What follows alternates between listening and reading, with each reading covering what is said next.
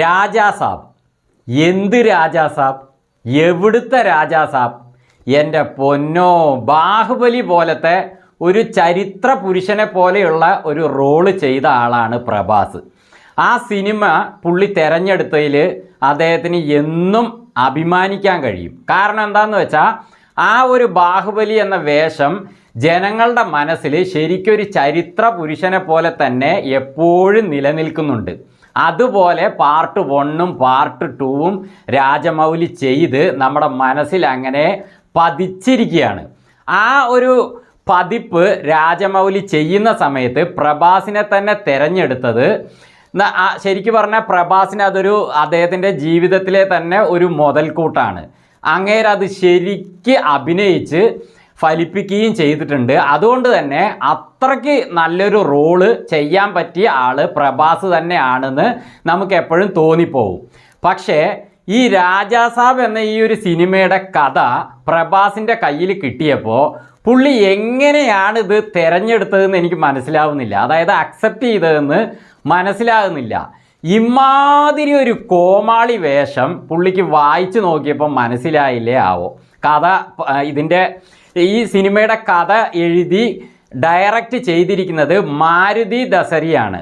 അപ്പോൾ ഈ മാരുതി ദസരി ഈ സിനിമ അതായത് ഡയറക്റ്റ് ചെയ്യുമ്പോഴും അതേപോലെ കഥ എഴുതുമ്പോഴും പുള്ളി കഞ്ചാവ് അടിച്ചിട്ടാണ് ചെയ്തിരിക്കണതെന്ന് സിനിമ കണ്ടു കഴിഞ്ഞാൽ ഓരോ സീനിലും ഓരോ ഡയലോഗിലും ഓരോ നിമിഷവും എല്ലാവർക്കും തന്നെ മനസ്സിലാവും.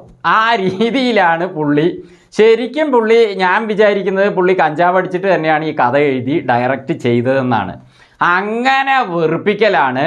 3 മണിക്കൂറും 9 മിനിറ്റും ഉണ്ട് ഈ സിനിമ. ശരിക്കും പറഞ്ഞാൽ ഈ സിനിമ ഒരു 6-7 മണിക്കൂർ ഈ സിനിമ ഉണ്ടെന്നാണ് തോന്നുന്നത്. അതിനെ കട്ട് ചെയ്ത് 3 മണിക്കൂർ 9 മിനിറ്റും ആക്കിയിരിക്കുകയാണ്. അപ്പോൾ ഇത്രയും ടൈം ഡ്യൂറേഷൻ ഉള്ള ഒരു സിനിമയ്ക്ക് നമ്മൾ വിചാരിക്കുക ഈ സിനിമ കാണുന്നതിന് മുമ്പ് ഇത്രയും ടൈം ഡ്യൂറേഷൻ ഉണ്ട് എന്ന് കേൾക്കുമ്പോൾ തന്നെ അതിൽ എന്തോ പ്രധാന സംഭവങ്ങളുണ്ട്. അതുകൊണ്ട് അത് ചുരുക്കി കൊണ്ടുവന്ന് അത്രയും ആക്കിയതായിരിക്കും എന്ന് പ്രതീക്ഷിച്ചാണ് നമ്മൾ സിനിമയ്ക്ക് പോകുന്നതെങ്കിൽ ഉള്ളി കയറി കഴിഞ്ഞാൽ പുറത്തിറങ്ങുന്നത് വരെ പെട്ടത് തന്നെ. അതുപോലെ ഓരോ നിമിഷവും വെറുപ്പിക്കലാണ്. ഇതിൽ 3 നായികമാർ, നിധി അഗർവാൾ, ഋതിക് കുമാർ, മാളവിക മോഹനൻ, 3 പേര്. ഇവർ എവിടുന്നൊക്കെയാണ് ചാടി വരുന്നതെന്ന് ഒരു പിടുത്തവുമില്ല. തുടക്കത്തിൽ തന്നെ ഒരു നായികയെ കാണിച്ചു. അതിൻ്റെ ഒരു അച്ഛൻ കഥാപാത്രം കുറേ ക്യാഷ് കൊടുത്തു എന്നൊക്കെ പറഞ്ഞു. അച്ഛൻ കഥാപാത്രം ആരാന്ന് തന്നെ ഈ സിനിമയിൽ കാണിച്ചിട്ടില്ല. അതങ്ങനെ ഒരു ക്യാരക്ടർ. അത് കഴിഞ്ഞപ്പോൾ വേറൊന്ന് കന്യാസ്ത്രീ വേഷത്തിൽ ഒരെണ്ണം വരുന്നുണ്ട്. പിന്നെ അത് കഴിഞ്ഞ് എന്നാൽ ഇത് 2 ഉള്ളൂ, ഇത് സഹിച്ചാൽ മതിയെന്ന് വിചാരിക്കുമ്പോൾ ദേ വരുന്നു പെട്ടിയും തൂക്കിയും കൊണ്ട് വേറൊരെണ്ണം. അങ്ങനെ 3 പേര്. ഇതിൽ എന്താ ഏറ്റവും വലിയ രസം എന്ന് വെച്ചാൽ ഈ 3 എണ്ണത്തിനെയും നമ്മുടെ നായകൻ രാജാ സാബിന് വേണം താനും. പുള്ളി തന്നെ കൺഫ്യൂഷനിലാണ് ഏതിനെ തിരഞ്ഞെടുക്കണമെന്ന്. 3നെയും പുള്ളി പ്രണയിക്കുന്നു. അങ്ങനെ എന്താ പറയുക, തിയേറ്ററിൻ്റെ ഉള്ളിൽ അതൊരു ഭാഗത്ത് നടക്കുന്നുണ്ട് ഈ പ്രണയം, 3 പേരുമായിട്ടുള്ള പ്രണയവും കാര്യങ്ങളും. ഇതിൻ്റെ ഇടയ്ക്ക് നമ്മുടെ സഞ്ജയ് ദത്തിൻ്റെ ആ വേഷം, സഞ്ജയ് ദത്ത് പിന്നെയും പുള്ളിയുടെ ആ ഒരു നോട്ടവും ചിരിയും ഭാവവും ഒക്കെ നമുക്ക് എപ്പോഴും അക്സെപ്റ്റ് ചെയ്യാൻ പറ്റുന്നതാണ്. അത് കുഴപ്പമില്ല പുള്ളിയുടെ. പക്ഷേ ആ ഒരു കഥാപാത്രം, ഈ മാരുതി ദസരി എഴുതി വച്ചിരിക്കുന്ന ആ ഒരു കഥാപാത്രം വെറുതെ ഒരു പ്രേതം, അതേപോലെ ഹിപ്നോട്ടിസം, അതേപോലെ കുറേ ഗ്രാഫിക്സ് വലിച്ചു വാരി കുറേ ഗ്രാഫിക്സ് VFX വർക്കുകൾ ഈ സിനിമയിൽ ചെയ്തു വെച്ചിട്ടുണ്ട്. ശരിക്കും പറഞ്ഞാൽ ചെറിയ കുട്ടികൾക്ക് പോലും ഒരു വീഡിയോ ഗെയിം കഴിഞ്ഞിട്ട് അതിന്ന് പുറത്തിറങ്ങി വന്ന പോലെ തോന്നുള്ളൂ. അതുപോലെ കുറേ VFX, മുതലയും മറ്റതും മറിച്ചതും പൂച്ചയും കോഴിയും പിന്നെ എന്തൊക്കെയോ മോന്തയില്ലാതെയും തലയില്ലാതെയും കുറേ സംഭവങ്ങൾ ഇവർ ചെയ്തിട്ടുണ്ട് സിനിമയിൽ. അതില്ല പറയാൻ പറ്റില്ല. ഒരു സീന് പോലും നമുക്കങ്ങോട്ട് അക്സെപ്റ്റ് ചെയ്യാനോ എൻജോയ് ചെയ്യാനോ പറ്റുന്നില്ല. വെറും വെറുപ്പിക്കൽ. അങ്ങനെ അതിൻ്റെ ഇടയ്ക്ക് ഇതിലെ മെയിൻ കഥാപാത്രം ഗംഗാദേവി, അവർ കാണിച്ചു കൂട്ടുന്ന ഓരോ കാര്യങ്ങൾ. അതിൻ്റെ ഇടയ്ക്കാണ് ഒരു മുത്തശ്ശനായിട്ട് വേറൊരു കഥാപാത്രം, അത് ഞാൻ ഇപ്പോൾ പറഞ്ഞതിൽ തന്നെ ഒരാളാണ്, അത് വരുന്നുണ്ട്. ഇതിൻ്റെ ഇടയ്ക്ക് സമുദ്രക്കനി ഞോണ്ടിയിട്ട് വരുന്നുണ്ട്. പുള്ളിയുടെ ഒരു കഥാപാത്രം. ഇവരൊക്കെ എന്താണ്, എങ്ങനെയൊക്കെയാണ് ഇവരുടെ കാര്യങ്ങൾ, ഒന്നും മനസ്സിലാകാത്ത രീതിയിൽ സിനിമ അങ്ങനെ പോവുകയാണ്. വെറുതെ ശരി, പ്രഭാസിനെ പോലത്തെ ഒരു ഹീറോയെ ഇതിൽ കൊണ്ടുവന്നപ്പോൾ പുള്ളി അത്രയും പവർഫുള്ളായിട്ട് ആക്ഷനും കാര്യങ്ങളൊക്കെയാണ് തുടങ്ങുക എന്ന് വിചാരിച്ചാൽ വെറുതെ ഒരു തെലുങ്ക് ഡ്രാമയിലുള്ള ആക്ഷനുകളില്ലേ, അതായത് നമ്മുടെ നന്ദമൂരി ബാലകൃഷ്ണ, ബാലയ്യ, പുള്ളീനെ പോലത്തെ ആക്ഷൻ, അതിൻ്റെ ഇടയിൽ കൂടെ കുറേ കളർഫുള്ളായ പാട്ടും ഡാൻസും ഒക്കെ. അതും പ്രഭാസ് എങ്ങനെയൊക്കെയോ കുത്തി കളിച്ചിട്ടുണ്ട് ഡാൻസ്.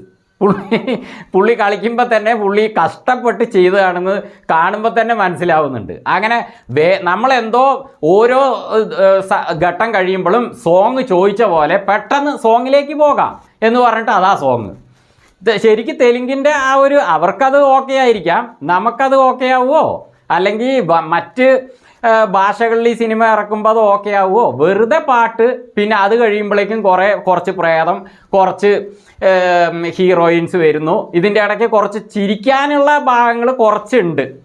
ഒരാൾ കരിഞ്ഞു പോണതും അങ്ങനത്തെ, പിന്നെ അയാൾ അങ്ങനെ തന്നെ ആ സിനിമയിലുള്ളതും, വേറൊരു ആൾ വരുന്നതും, അവരൊക്കെ കുറച്ച് കോമഡികൾ നമുക്ക് ചിരിക്കാനുണ്ട്. പക്ഷേ നല്ല കോമഡി വരുന്ന സംഭവങ്ങളാണ് കേട്ടോ. പക്ഷേ ഇത്രയും നേരം വെറുപ്പിച്ച് വെച്ചിരിക്കുന്നതുകൊണ്ട് നമുക്ക് ചിരിക്കാനും പറ്റുന്നില്ല.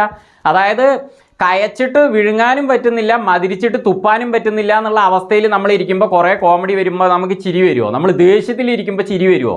പക്ഷെ നല്ല കോമഡികളാണ് അവിടെ വരുന്നത്. എനിക്കൊന്നും ഞാൻ പെട്ടെന്ന് ചിരിക്കുന്ന ആളാണ്, ചിരിയേ വരുന്നില്ല. കാരണം എന്താണെന്ന് വെച്ചാൽ അത്രയും വെറുപ്പിച്ച് വെച്ചിരിക്കുകയാണ്.